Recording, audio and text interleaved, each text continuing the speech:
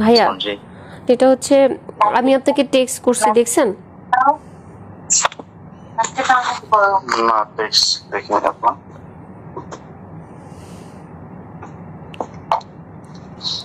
আমি আপনাকে টেক্সট করছি যে এই বিষয়টা যেহেতু সাংগঠনিকভাবে সলভের দিকে যাচ্ছে, তো এই বিষয়টাকে নিয়ে আমরা আর কথা বলতে চাই না, না কথা বলি, এটা নিয়ে অনেক কাদা ছড়াছড়ি হয়ে যাবে, আরও বিতর্কিত হবে ভাইয়া। এই কারণেই কিন্তু আমি আপনার সাথে লাইভে যাই নাই। এক, দুই হচ্ছে আপনি আমাকে যা যা জিজ্ঞেস করছেন আমি কিন্তু আপনাকে সব সত্যি সত্যি বলছি। এখন আপনি যদি আমাকে নিয়ে ওই মোয়াজ যে ছবিগুলো আপনাকে পাঠাইছে বা আরও যারা পাঠাচ্ছে এই ব্যক্তিগত ছবি নিয়ে যদি আপনি একটা কিছু বানান বা কিছু করেন, সেটা কিন্তু ভাইয়া তাহলে মানে এটা আনএথিক্যাল হয়ে যাবে, এটা করেন না। আমার চরিত্র 12টা কিন্তু অলরেডি বেজে গেছে ভাইয়া, মজ আমাকে ডিস্ট্রয় করে দিছে, আর ডিস্ট্রয় করেন না।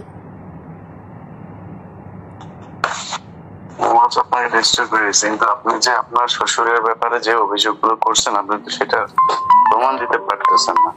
আমি আমার শ্বশুরের বিপক্ষে যে কথাগুলো বলছি সেগুলির প্রত্যেকটা স্ক্রিনশট, সে আমাকে কি কি ভাষায় লিখছে সেগুলির স্ক্রিনশট দিছি। মজ আমার বাসার মধ্যে ঢুকে আমার ল্যাপটপ নিয়ে গেছে।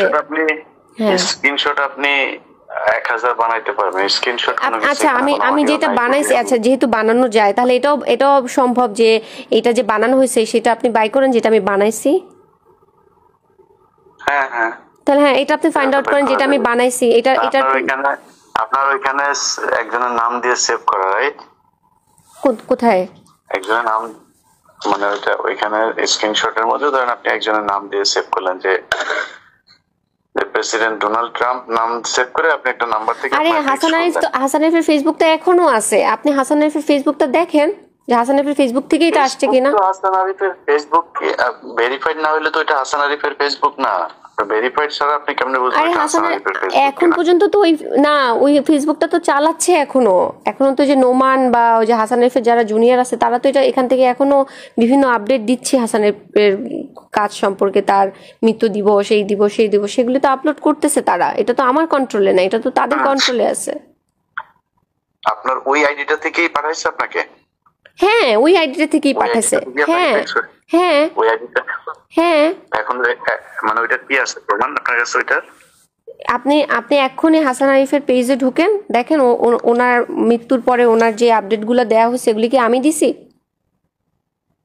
না বুঝলাম ওনার সবকিছু ওইটা, কিন্তু আপনার কাছে ওনার আইডি থেকে যে আসছে সেটার প্রমাণ কি আছে আপনার কাছে?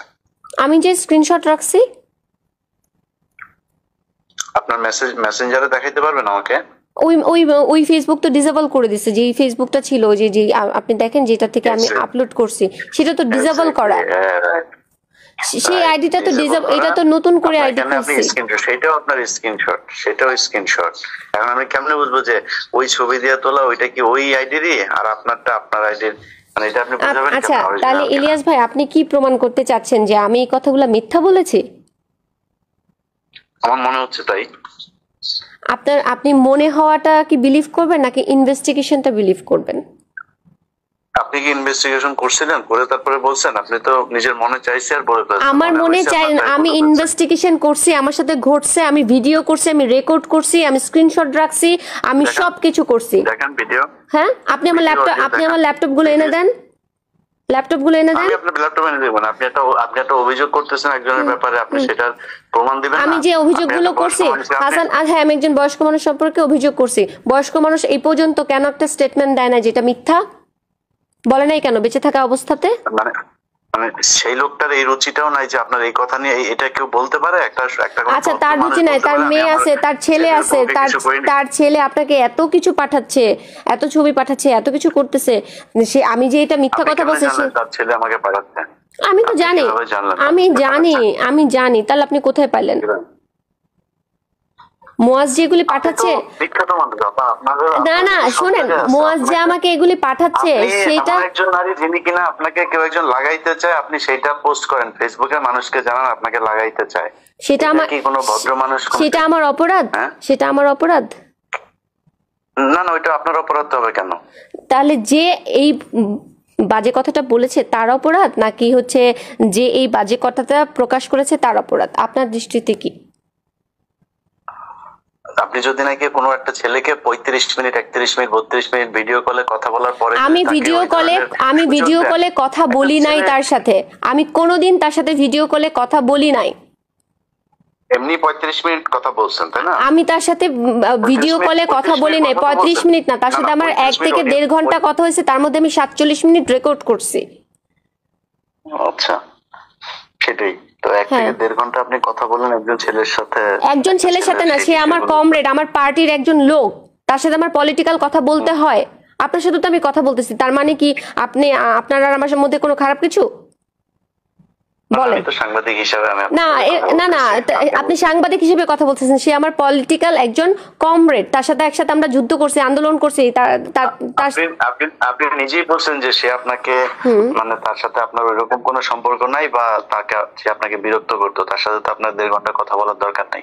কারণ সে আমাকে ঘোরাচ্ছিল, সে 5 মিনিটের কথা বলে সে আমাকে বলতেছিল আপনি প্লিজ, আপনাকে আমি দয়া করে অনুরোধ করব আপনি 47 মিনিটের রেকর্ডিংটা কাইন্ডলি একটু শোনেন। আমি তাকে বারবার বলতেছিলাম তোমার সেই গুরুত্বপূর্ণ কথাটা কি বলো, কি গুরুত্বপূর্ণ কথা বলো। সে আমাকে বলছে না তোমার মুড ঠিক করো, তোমার এই মুডে কথা বলা যাবে না, তুমি আমার সাথে দেখা করো, আচ্ছা ইফতারের পরে দেখা করো, দেখা করলে বলবো। আমি তুমি এই মাত্র বললা যে ফোনে বলবা, এখন আবার বলতেছো দেখা করলে বলবা। আপনি প্লিজ রেকর্ডিংটা শোনেন। আপনার কি মনে হয় যে মানে যে কোনো একটা ছেলে হঠাৎ করে একটা মেয়েকে এইগুলো বলতে সাহস পায়? এক্স্যাক্টলি, এটা মনে হয় না বলেই তো আমি এটা রেকর্ড করেছি। এটা আনএক্সপেক্টেড, এই কারণেই রেকর্ড করেছি যে ও কোন সাহসে এতগুলো দেখলো যে হাসানের মতো আমি এরকম একটা লোকের সাথে যুদ্ধ করছি, তার মুখোশ আমি খুলে দেওয়ার চেষ্টা করছি। সেই ছেলে কিভাবে এত কিছু জানার পরেও আমাকে এই কথা বলার সাহস পায়? এই ছেলের কাছে মনে হয়েছে, কারণ আমার তো মনে হয় যে আপনি তাকে একটা জোক ফেলছেন এবং এই রেকর্ডটা করার জন্য আপনি এখানে কোন একটা গোয়েন্দা সংস্থার হয়ে তারপরে কাজ করছেন। আমি যে গোয়েন্দা সংস্থার হয়ে কাজ করছি সেটা প্রমাণ কি? আপনি আমাকে এলিগেশনস দিচ্ছেন। আমার মনে হচ্ছে যে বললাম, আমি তো আমারও তো মনে হচ্ছে যে তার মানে আমি যদি এখন বলি যে আমারও মনে হচ্ছে আপনি তুষারের হয়ে আমাকে বিতর্কিত করার চেষ্টা করছেন। তাহলে আপনি মনে হচ্ছে কেন বলতেছেন ভাইয়া? আপনার কাছে কোনো প্রমাণ আছে? আমার কাছে প্রমাণ আছে। আপনার কাছে তো নাই।